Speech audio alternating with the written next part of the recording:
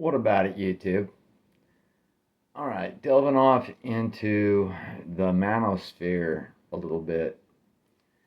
So I'm a single dude, and I've dated off and on, and I've watched what's happened to the dating pool, and I've watched what's happened since social media, uh, dating websites, Plenty of Fish, Tinder. I've been part of that uh, too much, just enough to know to stay away years ago. But I've watched the repercussions, OnlyFans, the whole manosphere reaction through the years, the whole MGTOW thing starting 10 plus years ago, and how it developed and at first was just a mirror of feminism hating women because women didn't um, meet a certain standard that was expected, etc. But without delving off into the different philosophies, the different actors and players in the manosphere or in the dating discussion, even the players, the pickup artists, the um, Andrew Tate's, the dating coaches, the females that you'll see that discuss dating and that are dating coaches, all of that stuff. I'll occasionally pick up on where it's at, what's being said, what's going on. Okay, with that said, all right, over the years, myself, empirically, whatever, um,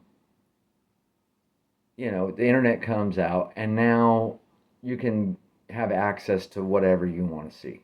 All right. And that means that you can fiddle with yourself on different websites to your heart's desire. And as I watched what was happening there for a time, it's been a while, but for a time when I watched what was happening there, it seemed to be increasing, right? From maybe it was just what they were trying to suggest or what anyway, it just seemed to be progressing, and it got more and more disturbed and more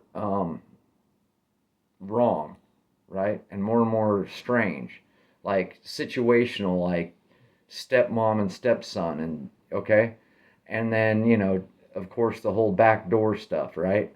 And it just seems to get worse and worse. Like it seems to be like some kind of a drug addiction where you've got to keep getting more and more content and delve deeper into it in a wrong and sick way in order to get your rocks off. Okay, so it starts off just sort of whatever, innocent, I guess you'd say, enough, but it progresses over time, right, into something very kind of sick and disgusting. And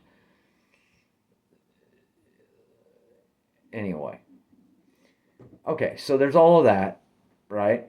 And that's men, okay? And being a man, that's my experience. So men succumbing to and falling into their lust, okay? So it's super easy to do now. You don't have to go search out a strange place in town or the strange people in town to find this risque kind of material. Okay, we're not talking about Playboys, is what I'm saying. We're talking, you know what I mean? Even that was something you had to kind of search for to find it, It wasn't just everywhere. It wasn't just in your pocket, a click away. So, what I'm saying, along with it all, is men falling into their lust is physical. It's it could be individual to a point, but basically, men to fall into their lust is pretty simple list of things, right? Body dimensions, um, facial beauty, and then it's pretty easy. It's pretty easy as long as you can click a few boxes. Your hair looks good. You're pretty. You've got a good figure, right? That's about all it takes for a guy and he's fallen into his lust, and he's turned on and got his rocks off. Okay? So that's bad enough.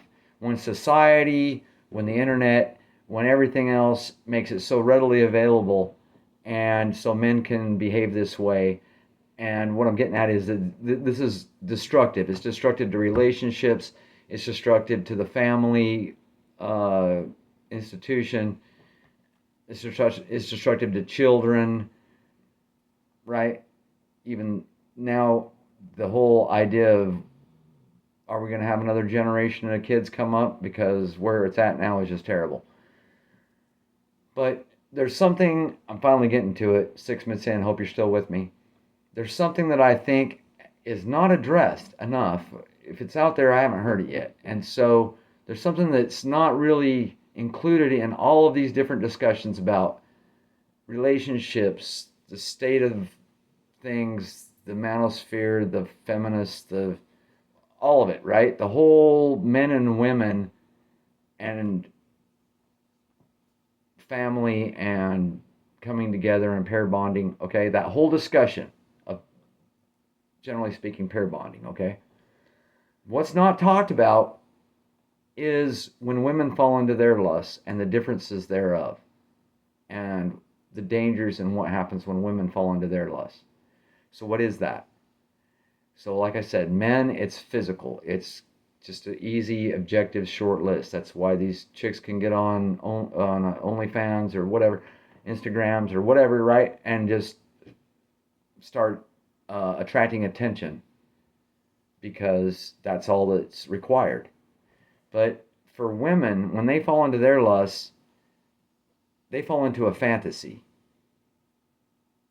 right? And so it's like a script, it's like a fantasy, it's like a Harlequin novel, okay?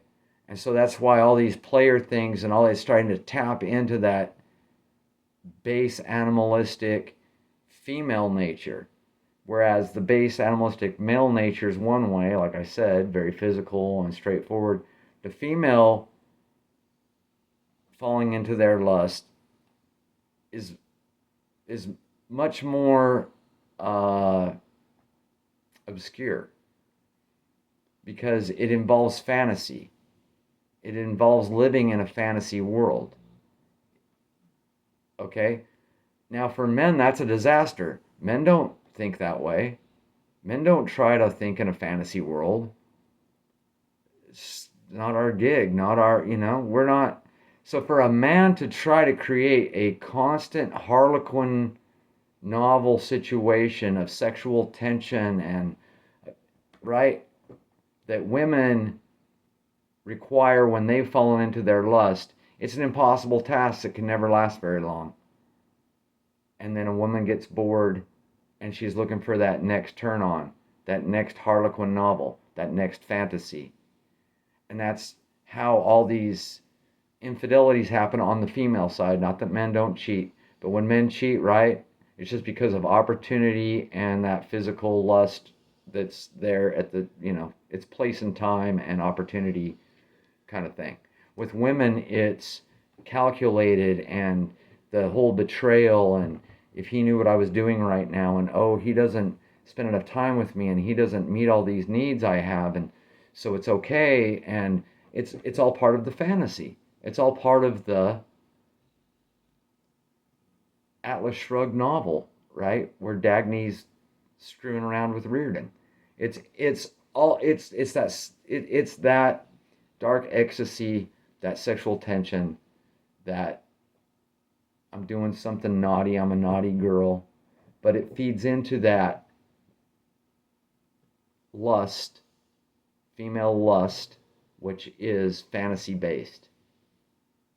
Okay, and so I think until people start to recognize that, until we start to recognize that females have a different way to lust than men, and females need to, if men are going to step away and be no fap, and they're going to step away and they're going to level up, and they're going to concentrate on just how to be masculine and how to be independent and how to not get entrapped in the garbage. Because, see, again, that's where men just, they're like, I'm out, man. I'm not into this fantasy stuff. I'm not into kind of creating some kind of fantasy with you. I'm not into this constant tension that you have to have in order for this fantasy to play out. I'm not into it.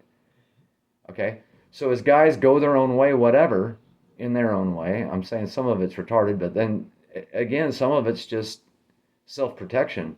When women have been completely weaponized as chaos agents, and that there's no prospect for really for you've got a slim chance of having like some kind of a healthy family workout in today's sexual market. It's just not there because men have fallen into their lusts on their level. Many of them, not all. Like I'm saying, like men, I think are taking ownership more than women. I don't see.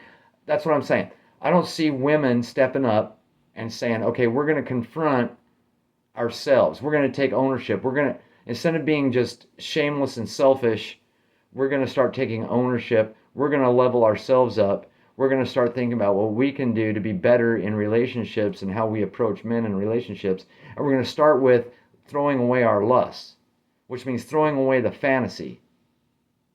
All right? So that's it for this video. It's probably gone on way too long already. God bless.